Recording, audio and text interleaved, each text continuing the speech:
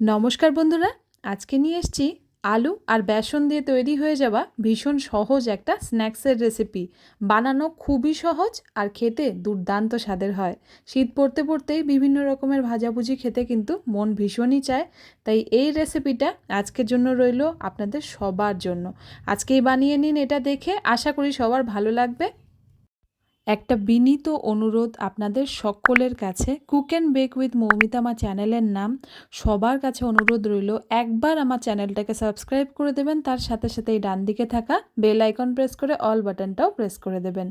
তো প্রথমেই দেখাই কি কি লাগছে। আমি এখানে আলু আগের থেকে সেদ্ধ করে নিয়েছিলাম, 4টে মতন টুকরো করে নিয়েছি, মানে বড় সাইজের 2টো আলু আমি সেদ্ধ করে নিয়েছিলাম। আলুটাকে হাত দিয়ে এভাবে আমি ডলে একদম মসৃণ করে নিচ্ছি। দেখতে হবে যেন আলুর মধ্যে কোনো রকমের দানা বা গুটি না থাকে, সেভাবেই কিন্তু আলুটাকে একটু ডলে নিতে হবে।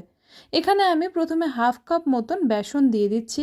বেসনটা পরে লাগলে পরে আমরা আবারও ব্যবহার করব, কিন্তু সম্পূর্ণ বেসনটা একবারেই দেওয়ার দরকার নেই। এর মধ্যে দিয়ে দিলাম নুন, সেটা অবশ্যই আন্দাজ অনুযায়ী। তার সাথে সাথেই দিয়ে দিলাম 6 থেকে 7 কোয়া মতন রসুন কুচি।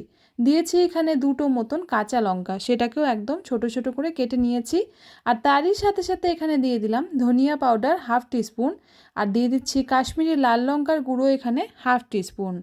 এগুলো সমস্ত কিছু দেওয়ার সাথে সাথেই দিয়ে দিলাম এখানে জিরা পাউডার হাফ টিস্পুন। তবে জিরা পাউডারটা কিন্তু আমি কাঁচা জিরার পাউডার, মানে জিরার গুঁড়ো ব্যবহার করিনি, একটু আমি এখানে ফ্রাইং প্যানে গরম করে নিয়েছিলাম।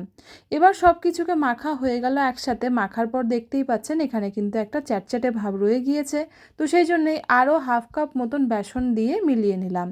এবার এখানে দিয়ে দিচ্ছি আমি 2 টেবিল স্পুনের মতন সাদা তেল। তেলটা দেওয়ার কারণ একটাই, এরপরে যখন আমরা এর থেকে যেই বড়াগুলো বানাবো সেগুলো বানানোর সময় হাতে যাতে লেগে না যায়, সেজন্যই কিন্তু তেলটা আমি এখানে দিয়ে মিলিয়ে নিচ্ছি। এতে করে হাতে লাগার আর কোনো সমস্যা থাকে না। তো দেখুন সুন্দর করে এগুলো মিলিয়ে নেওয়া আমার হয়ে গিয়েছে। সবার শেষে এখানে আমি একটু ধনেপাতা দিয়ে দিলাম। ধনেপাতাটাকেও কুচি করে নিয়েছিলাম, সেটা এখানে দিয়ে একটু আরেকবার আমি এর সাথে মিশিয়ে ডলে নিচ্ছি। এটা যখন আমরা মিলিয়ে নিলাম, মিলিয়ে নেবার পর অবশ্যই মাথায় রাখতে হবে যে ধনেপাতাটা দেওয়ার পর কিন্তু 10 মিনিটের জন্য এটাকে আমরা রেস্টে রাখবো। তাহলে দেখবেন এটা অনেকটাই ড্রাই হয়ে যায়। এবার একটা থালা বা প্লেটের মধ্যে আমি ছড়িয়ে নিলাম। এভাবে হাত দিয়ে ঘুরিয়ে ঘুরিয়ে খুব সহজেই কিন্তু এটা ছড়িয়ে নেওয়া যায়। এবার যেটা করব, আমি এখানে একটা ছুরি নিয়ে নিয়েছি, তার সাহায্যে এটাকে আমি কেটে নিচ্ছি। আপনাদের যেরকম ইচ্ছা সেরকম শেপ কিন্তু আপনারা দিতে পারেন। আমি চৌকোভাবে কাটছি, তবে আপনারা চাইলে কিন্তু বরফির আকারেও কাটতে পারেন। কাটার সময় হয়তো দেখতে পাচ্ছেন এভাবে চাকুতে একটু লেগে যাচ্ছে, এতে কিন্তু চিন্তার কোনো ব্যাপার নেই। আমি সম্পূর্ণ প্রসেসটা একটু এডিট করিনি যাতে আপনাদেরও বুঝতে অসুবিধা না হয়, সেজন্য আমি পুরো প্রসেসটা আপনাদেরকে একবার করে দেখাচ্ছি। এখানে শুধু একবার আমি হাত দিয়ে কাটার পর একটু চাপ দিলাম, দেওয়ার পর দেখুন এটা উঠে গেল। এবার যেটা করব, কোনাগুলোকে একটু মিলিয়ে নিচ্ছি। এভাবে মিলিয়ে নিতে দেখুন চৌকো শেপটা আরও সুন্দর হয়ে যাচ্ছে। এখানে কিন্তু আমার কোনো অসুবিধাই হলো না। আরেকটাও আপনাদেরকে করে দেখাচ্ছি। এখানে আরেকটা তুলে নিলাম, তুলে নিয়ে শুধু এখানে ধারগুলোকে আরেকবার আমি সমান করে নিলাম। তো আরেকটা এখানে তৈরি হয়ে গেল। ঠিক একইভাবে এখানটায় আমি এক এক করে সম্পূর্ণগুলো তৈরি করে নিচ্ছি। শুধু সাইডের যে চৌকো শেপগুলো থাকে সেগুলো একটু হাত দিয়ে গড়ে নিলেই কিন্তু এটা হয়ে যায়। এবার বলি, যদি তুলতে গিয়েও কারোর অসুবিধা হয় তবে আপনারা এটা করতে পারেন, হাত দিয়ে এভাবে একটু গোল করে নিয়ে আরেকবার চাপ দিয়ে দিতে পারেন। এটাও কিন্তু ভীষণ সহজ। শুধু কেটে কেটে তুলতে হবে এমন নয়, নষ্ট হয়ে গেলেও চিন্তা নেই, হাত দিয়ে গোল করে চৌকো শেপ দিয়ে দেবেন।